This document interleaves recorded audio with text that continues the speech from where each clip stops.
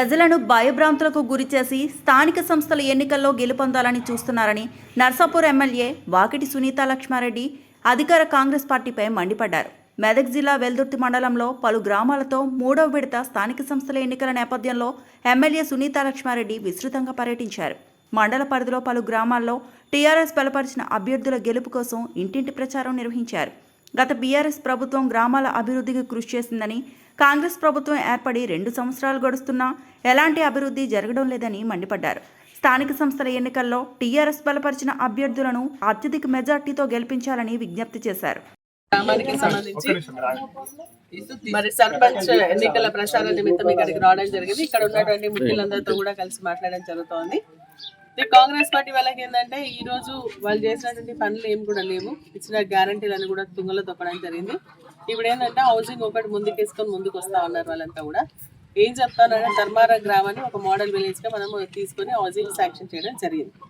ఇక్కడనే కాదు, మన బీఆర్ఎస్ పార్టీ సర్పంచులు ఉన్నటువంటి షబాష్ పల్లి కానీ, అదేవిధంగా ధర్మారం కానీ, కాజీపేట కానీ, వెంకటాపూర్ కానీ, ఇట్లా ఏ గ్రామంలో అయినా సరే మన బీఆర్ఎస్ పార్టీకి సంబంధించినటువంటి ఎవరైతే ఉన్నారో చిన్న గ్రామాలను ఫస్ట్ ఏంటంటే చిన్న గ్రామాలను ఎంపిక చేసి మోడల్ విలేజెస్ గా తీసుకోవడం జరిగింది. ఇక్కడ కూడా ఇండ్లు శాంక్షన్ వచ్చినాయి. మరి ఇండ్లు శాంక్షన్ వచ్చిన తర్వాత ఏంటంటే ఆ రోజు ఇండ్లు శాంక్షన్ చేసేటప్పుడు దీనికి లిమిటేషన్ పెట్టలేదు, ఇన్ని గజాలు కట్టుకోవాలని చెప్పేసి చెప్పకపోవడం వల్ల కొంతమంది ఎక్కువ కట్టుకున్నారు. ఇప్పుడు బిల్స్ రాకుండా ఆగిపోయినాయి. మరి అదేవిధంగా కొంతమందికి ఏంటంటే గతంలో ఇంద్రమ ఇండ్లు శాంక్షన్ వస్తాయి కాబట్టి వాళ్ళకి బిల్స్ ఇవ్వమని చెప్పేసి ఆపేయడం జరిగింది. ఇవన్నీ కూడా మేము ఎండీ గారి దృష్టికి తీసుకోకపోవడం జరిగింది, కలెక్టర్ గారి దృష్టికి కూడా తీసుకోవడం జరిగింది. ఎండీ గారు కూడా స్వయంగా ఇక్కడికి వచ్చి ఇవన్నీ కూడా చెక్ చేసుకోవడం జరిగింది. ఇప్పుడు కాంగ్రెస్ పార్టీ వాళ్ళు ఏంటంటే అందరిని కూడా భయభ్రాంతులకు గురి చేస్తూ ఉన్నారు. వాళ్ళు ఏంటంటే అధికారంలో మేము ఉన్నాం కాబట్టి ఇండ్లు మేము ఇచ్చినాం, ఇప్పుడు ఒకవేళ మీరు మమ్మల్ని గెలిపించకపోతే మీ ఇండ్లన్నీ కూడా క్యాన్సిల్ చేస్తాం, మీకు బిల్లులు ఇప్పేయమని చెప్తా ఉన్నారు. నేను ప్రజలకు విజ్ఞప్తి చేస్తా ఉన్నా, కాంగ్రెస్ పార్టీ అధికారంలో ఉంటే ఉండొచ్చు, ఇక్కడ ఎమ్మెల్యేగా బీఆర్ఎస్ పార్టీ ఉంది.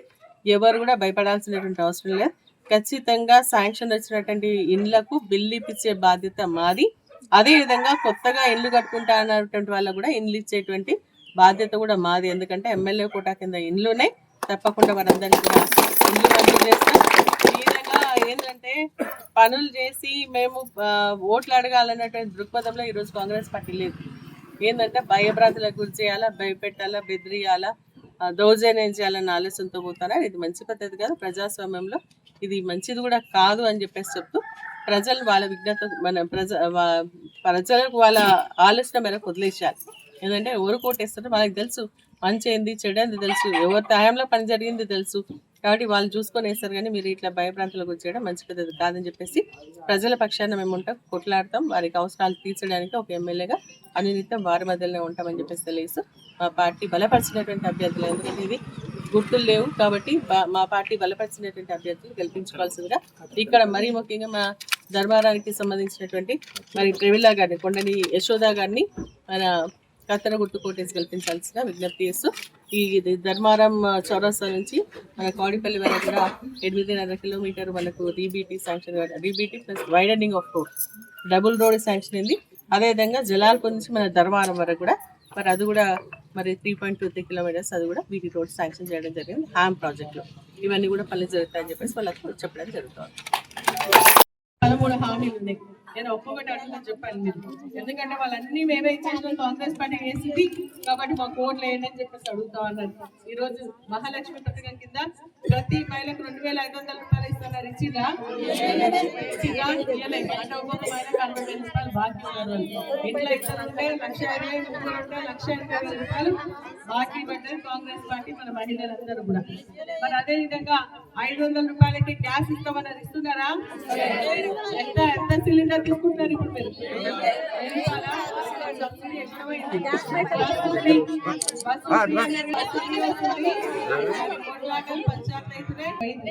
మరి రైతు కూలీలకు, కౌలు రైతులకు కూడా 12,000 రూపాయలు ఇస్తామన్నారు, ఇచ్చిందా? ఉపాధి హామీ పనిచేసే వాళ్ళందరికీ 12,000 ఇస్తామన్నారు, ఇచ్చిందా? ఇవ్వలేదు కదా. పెన్షన్ 2,000 4,000 చేస్తామని చేసిందా? వికలాంగులకు 4,000 6,000 చేస్తామని చేసిందా? మరి అదేవిధంగా ప్రతి ఒక్కరికి ఇల్లు ఇస్తామని ఇచ్చిందా? ఇవ్వలేదు. కాంగ్రెస్ పార్టీకి సంబంధించిన కొంతమందికి మాత్రం ఇల్లు ఇచ్చి ఇప్పుడు కూడా ఏంటంటే మీరు కరెక్ట్ చేయకుండా బిల్లులు తీయమంటున్నారు. కాబట్టి మీరు ఏం భయపడాల్సిన అవసరం లేదు. ఖచ్చితంగా మనకి ఎవరెవరికి ఇల్లు కట్టుకుంటామనేసి అనుకుంటున్నారో వాళ్ళందరూ కూడా ఇల్లు ఇప్పించే బాధ్యత మాది అని చెప్పేసి కూడా ఈ సందర్భంగా తెలియజేస్తా ఉన్నా. మనకు కూడా ఎమ్మెల్యే కూడా ఇల్లున్నాయి. ఎవరైతే ఇల్లు కట్టుకోవాలనుకుంటున్నారో సొంత స్థలం ఉంటే వారందరూ కూడా ఇల్లు చేయిస్తామని చెప్పేసి కూడా ఈ సందర్భంగా తెలియజేస్తా ఉన్నా. అదేవిధంగా మన ఆడపిల్లల పెళ్లి బంగారం ఇస్తామని ఇచ్చిందా? బంగారం లేదు, కళ్యాణ లక్ష్మి చెక్కులు కూడా సరిగ్గా వస్తలేవు. అవునా? మరి అదేవిధంగా మనకి ఈరోజు ఆడపిల్లలకి స్కూటీ ఇస్తామని చదువుకునే పిల్లలకి వస్తున్నాయా?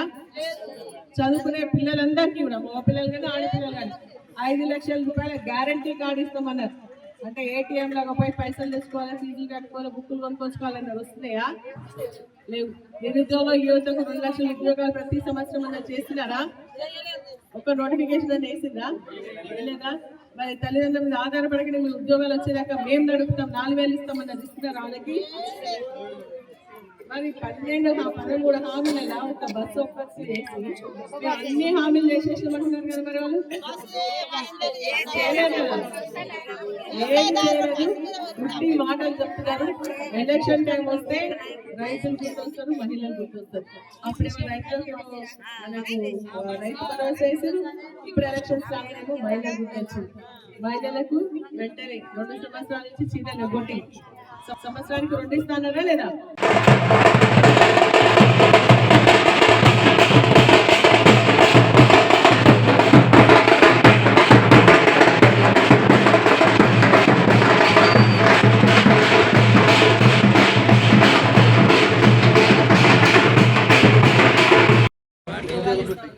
ఉద్యోగాలు ఇస్తున్నారా?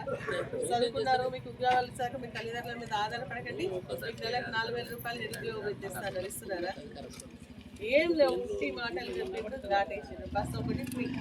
6 గ్యారెంటీల 13 సమస్యల ఇచ్చింది బస్సు ఒకటి. బస్సులో కూడా ఏంటంటే ఒక భార్య భర్తలు ఇంతకు ముందు అయితే 20 రూపాయలు అయ్యేది. ఉట్టి మొగాయన పోతేనే 30 రూపాయలు తీసుకుంటున్నారు. ఇద్దరు కలిపి 20 ఉంటుండే, ఇప్పుడు ఒక్కడికే 30 తీసుకుంటున్నారు. అంటే 3 ఇంతలు పెంచింది. ముగ్గురు టికెట్లు ఉంటేనే అదంతా వేస్ట్. కాబట్టి డ్వాక్రా సంఘాలకు 5 లక్షల రూపాయల వరకు కేసీఆర్ గారు వడ్డీ లేని ఇచ్చింది. వీళ్ళు ఏమన్నారు? మేము వస్తాం 20 లక్షలు ఇస్తామన్నారు. 20 లక్షలు ఇస్తున్నారా? ఇస్తలేరు కదా. 5 లక్షల వరకు ఇస్తున్నారు కదా.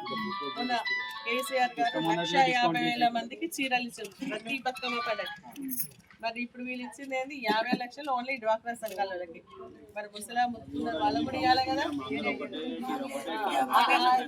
అదే అంటున్నమ్మా, కేసీఆర్ ఉన్నప్పుడు చీర ఇస్తుందా లేదా ప్రతి బతుకమ్మ పండుగ? మరి ఇప్పుడు వీళ్ళు ఇస్తామన్నారు, సంవత్సరానికి 2 చీరలు ఇస్తామన్నారు, ఇవ్వాలి కదా. మరి ఇవ్వలేదు.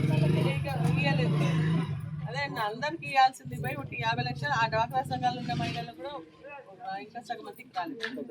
ఆ మీటింగ్ అది ఏంది? ఆ చీర ఎట్లా పనికొస్తా అంటే ఇప్పుడు చూడు ఎంత మంచి కలర్లు ఉన్నామా. ఆ చీర కట్టుకొని పోతే ఒక యూనిఫామ్ లాగా అయిపోతుంది. ఏదో కంపెనీకి పోతున్నట్టు అన్ని కలర్స్ ఇస్తున్నారు. ఇప్పుడు ఏదైనా విలువ ఏంటంటే లేనప్పుడు తెలుస్తా అన్నట్టు కేసీఆర్ చీరకి ఇప్పుడు విలువ వచ్చింది. కేసీఆర్ విలువ అంటే చీర ఏంటంటే 2 ఉద్దేశాలతో చేసింది. ఒకటి, బతుకమ్మ పండుగకు కొత్త చీర కట్టుకోవాలి, ప్రతి ఆడపిల్ల బీద గుప్ప అనే తేడా లేకుండా అందరికి వాళ్ళని ఆలోచనతో ఒకటి ఇచ్చింది, కలర్స్ ఇచ్చింది. రెండవది పెద్ద ప్రయోజనం అది ఏంటంటే చేనేత కార్మికులకు ఉపాధి లేక వాళ్ళు ఇబ్బంది పడుతున్నారు. నెల కనీసం 7-8 వేలు వస్తులే వాళ్ళకు. తినడానికి తిండి లేకపోతుంది, కాళ్ళు ఒత్తాలి కదా. దాంతో మిషన్ కి వాళ్ళకు ఆరోగ్యాలు కూడా బాగుంటాయన్న ఉద్దేశంతో మీకు ఇంత ఇస్తాం, మేము క్వాంటిటీ ఇస్తాం, మీరు చేయండి అని వాళ్ళకు ఉపాధి కల్పించింది. మెయిన్ వాళ్ళకు ఉపాధి, మనకు చీర, 2 రకాలుగా. కేసీఆర్ చెప్పిన మనకు ఇంటి అమ్మఒడి వెహికల్ ఇంటికి వస్తుంటే డెలివరీ పేషెంట్ ని అంటే ప్రెగ్నెంట్ తీసుకుపోయి డెలివరీ చేసి ఆడపిల్ల ఉడితే 13,000 ఇస్తుండే, మగపిల్ల ఉడితే 12,000 ఇచ్చి ఇంట్లో దించిపోయారు. ఇప్పుడు వస్తున్నాయి ఊళ్ళకి. ఇంకొక 104 వస్తుండే, మూత్ర పరీక్ష, బ్లడ్ టెస్ట్, అన్ని టెస్టులు చేయించి గోళీలు వస్తున్నాయి ఊళ్ళో. కేసీఆర్ తోనే అన్ని పోయినాయి. ఇక వాడికి గుర్తు పెట్టుకోండి మీరంతా. ఇక ఖచ్చితంగా మన వాళ్ళని గెలిపించుకుంటేనే మనకు పల్లెత్తే. ఎందుకంటే ఇక్కడ ఎమ్మెల్యేగా మీకు అవగాహన బాబు, మీకు తెలుస్తుంది అంతా.